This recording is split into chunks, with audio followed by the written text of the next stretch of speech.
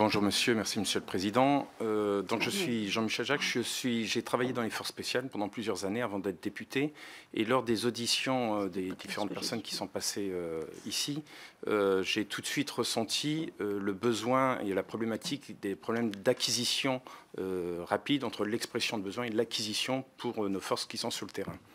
Donc je me suis auto-saisi de ce problème, j'ai rencontré différents responsables de la DGA et responsables militaires. J'ai aussi adressé au mois de décembre une fiche à la ministre des Armées relatant toute cette problématique.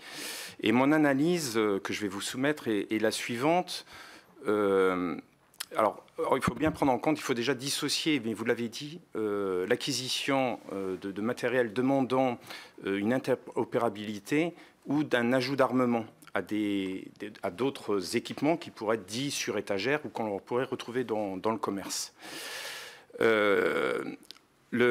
On sent bien que la difficulté pour nos armées, c'est quand ils souhaitent acquérir quelque chose finalement que nos PME, start-up pourraient faire très rapidement, qui ne demandent pas forcément de l'interopérabilité ou un ajout d'armement dessus, le temps est lent dans les process.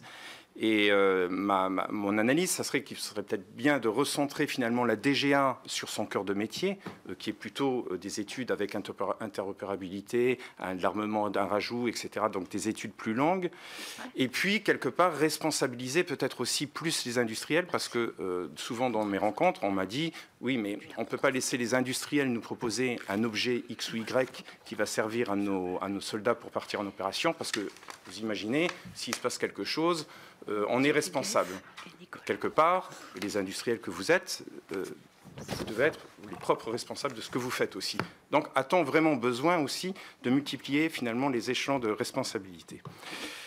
Et aussi, mon analyse aussi m'a amené à me dire, est-ce que finalement les armées ne pourraient pas avoir beaucoup plus de liberté pour finalement pouvoir faire l'acquisition d'équipements simples qui ne demandent pas de projets directement en lien avec vous? Donc à ça on m'a répondu, oui mais les marchés c'est compliqué. Enfin moi j'ai été maire d'une commune, avant d'être maire je n'ai jamais fait d'études de marché, j'ai su m'y mettre, j'imagine que beaucoup de nos responsables militaires sauraient le faire sans difficulté.